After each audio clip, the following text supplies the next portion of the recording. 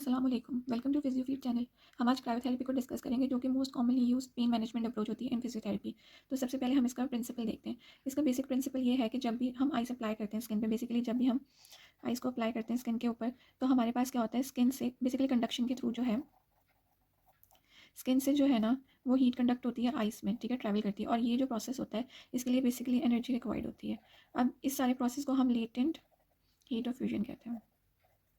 अब ये जो कन्वर्जन होती है आइस की सॉलिड फॉर्म से लिक्विड फॉर्म में, इस प्रोसेस के लिए जो एनर्जी चाहिए होती है वो डिफरेंट होती है।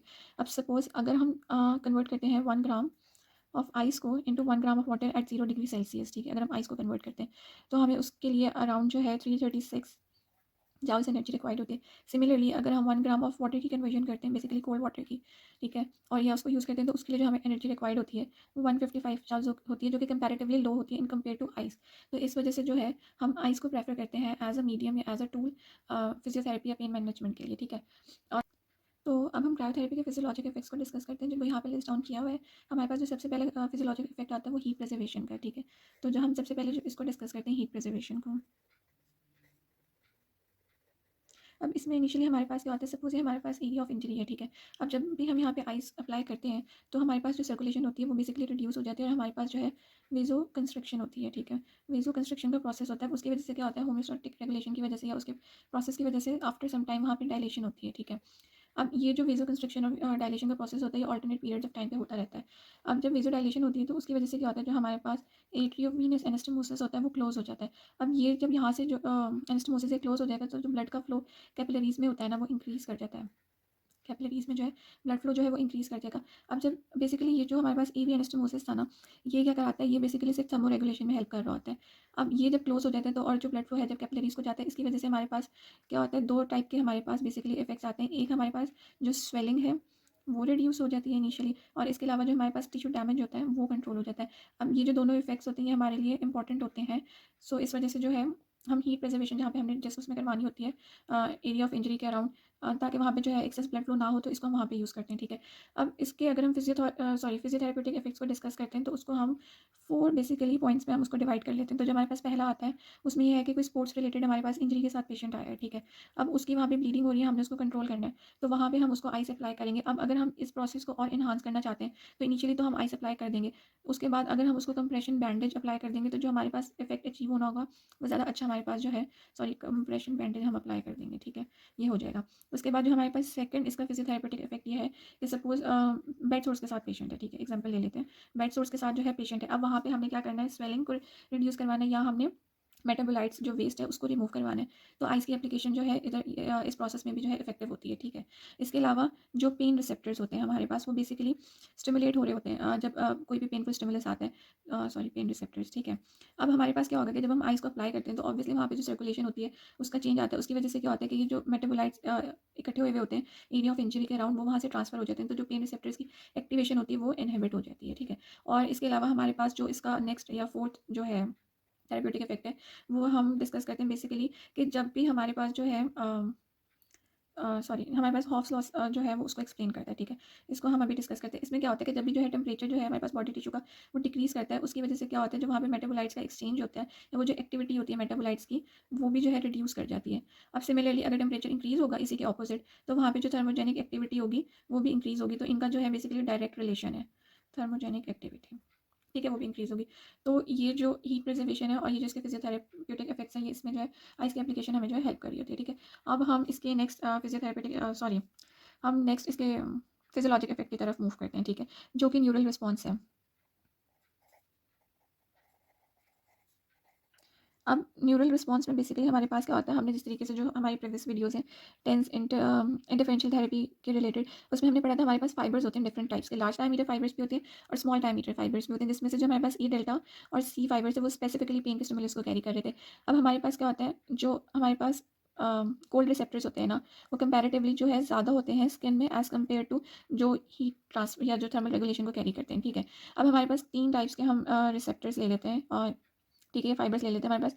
ए फाइबर्स हैं, हमारे पास बीटा है और हमारे पास सी फाइबर्स हैं। इसमें ए डेल्टा है, ए बीटा थे, ठीक है, सॉरी ए अल्फा थे, ए बीटा थे और ए डेल्टा थे। अब हमारे पास क्या होते हैं, ये जो ए अल्फा थे या अल्फा फाइबर्स थे ये माइलिनेटेड होते हैं, सही है, जबकि जो हमारे पास बी और सी होते हैं ये नॉन माइलिनेटेड होते हैं।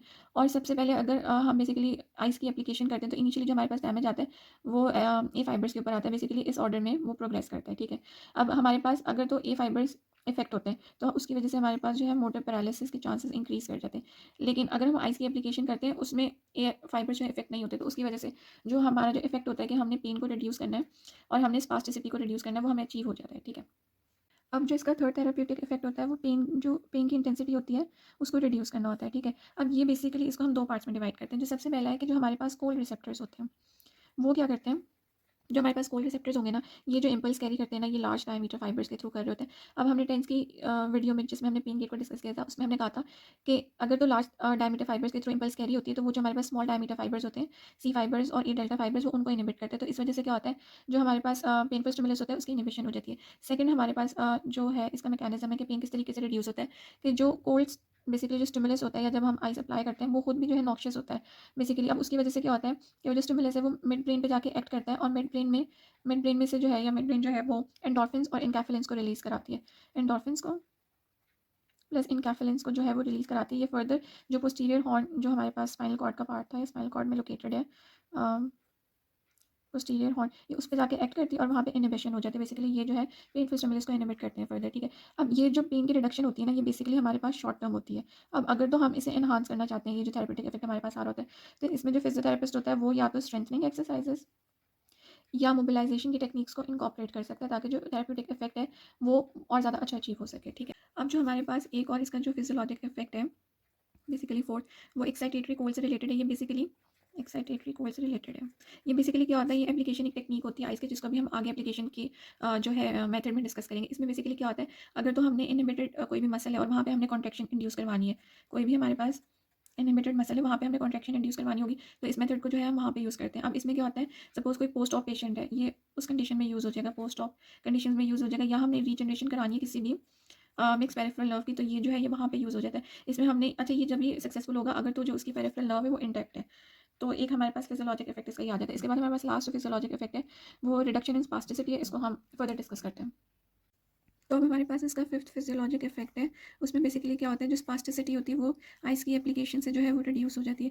अब ये बेसिकली इसमें क्या होता है कि जो अपर मोटर न्यूरॉन होते हैं उसके डैमेज की वजह से स्पास्टिसिटी इंड्यूस होती है। अब हमारे पास क्या होता है, सॉरी स्पास्टिसिटी जो है वो इंड्यूस हो रही थी, ठीक है। अब हमारे पास क्या होता है कि हमारे पास कुछ एक्स्ट्रा पिरामिडल सिस्टम होते हैं, ठीक है। अब ये जो एक्स्ट्रा पिरामिडल सिस्टम होता है इसके दो फंक्शंस होते हैं, एक तो ये इनवॉलेंट्री जो है मूवमेंट उसको कंट्रोल कर रहा होता है, इसके अलावा ये पोस्चर को मेंटेन कर रहा होता है, ठीक है।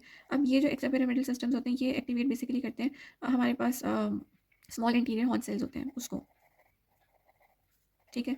उन्होंने इस सेल को एक्टिवेट किया। अब ये जो सेल्स के एक्टिवेशन से क्या होता है, जो हमारे पास एक्स्ट्रा फ्यूजल मसल फाइबर्स होते हैं, हमने पढ़ा था कि इंटरफ्यूजल होते हैं इनर साइड पर, आउटर साइड पे एक्स्ट्रा फ्यूजल होते हैं, तो उसकी जो बेसिकली टोन होती है उसको इंक्रीज करा देते हैं एक्स्ट्रा फ्यूजल की। उसकी वजह से क्या है, जो स्पास्टिसिटी है वो इंड्यूस हो जाती है, ठीक है। अब जो हमारे पास स्पास्टिसिटी है एक नॉर्मल मैकेनिज्म में होती है, सपोज एक पेशेंट पेन के साथ आया है, पेन गार्ड जो है वो रिफ्लेक्स की वजह से जो है मसल जो है वो स्पैस में चला जाता है। अब जब ये प्रोलॉन्ग हो जाती है तो उसकी वजह से क्या होता है कि उसकी वजह से भी अगर तो ये प्रोलॉन्ग होगी ना तो उसकी वजह से भी पेन इंड्यूस होने लग जाता है पेशेंट को, ठीक है। अब जब हम आइस को अप्लाई करते हैं तो उसकी वजह से हमारे पास दो चेंजेस आते हैं, एक हमारे पास जो नर्व की कंडक्शन होती है वो रिड्यूस कर जाती है, ठीक है। इसके अलावा जो हमारे पास रिसेप्टर्स की जो सेंसिटिविटी होती है, जैसे कि मसल स्पिंडल्स हो गए, वो भी रिड्यूस कर जाती है। और ये जो दोनों इफेक्ट हैं ये इनिशियली 30 सेकेंड्स जब हम आइस अप्लाई करते हैं ये उसके अंदर अंदर अचीव हो जाते हैं, ठीक है। तो ये हमारे पास इसके फिजियोलॉजिक इफेक्ट्स हैं। तो अब हम इसकी एप्लीकेशन के मेथड्स को डिस्कस करते हैं। ये हमारे पास ऑलमोस्ट 6 to 7 टाइप्स के मेथड्स होते हैं जिसके थ्रू जो है हम आइस को अप्लाई करते हैं। इनिशियली जो हमारे पास सबसे पहला मेथड होता है वो आइस मसाज होती है, ठीक है।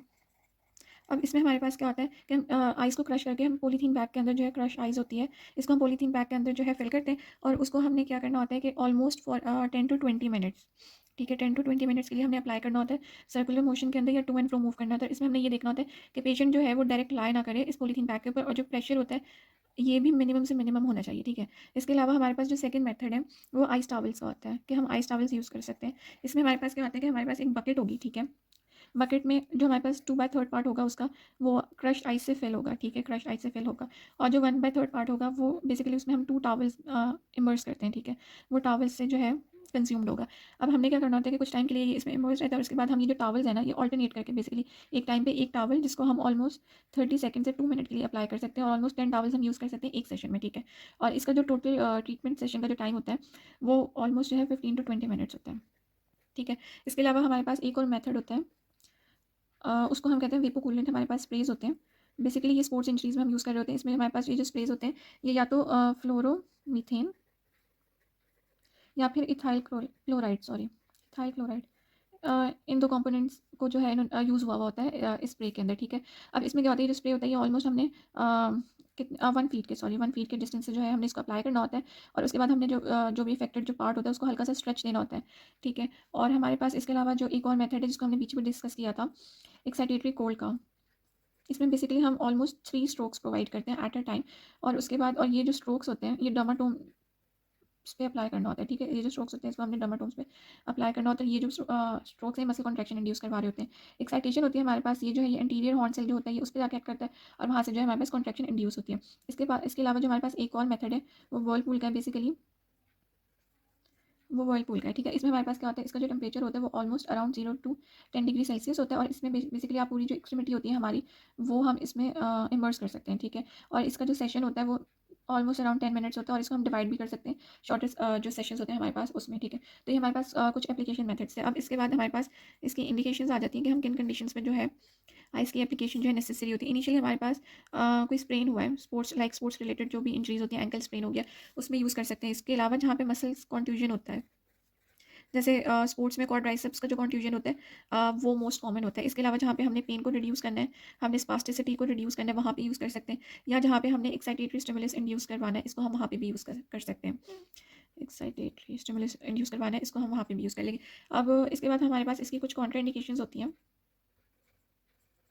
इसमें हमारे पास ऑलमोस्ट सेम ही कॉन्ट्राइंडिकेशंस होती है, लाइक कोई कार्डिक रिलेटेड हमारे पास प्रॉब्लम है जब हम इसको यूज़ नहीं करेंगे। इसके अलावा कोई हमारे पास पेरिफेरल जो है डिजीज़ है जब हम यूज़ नहीं करेंगे। कुछ पेशेंट्स जो है वो कोल्ड सेंसिटिव होते हैं, तो इसको हम वहाँ पे यूज़ नहीं करेंगे। इसके अलावा अगर कोई साइकोलॉजिकल इशू है तो इसको हम वहाँ पे नहीं यूज़ करेंगे, ठीक है। तो ये सारी जो है इसकी कॉन्ट्राइंडिकेशंस आ जाती हैं।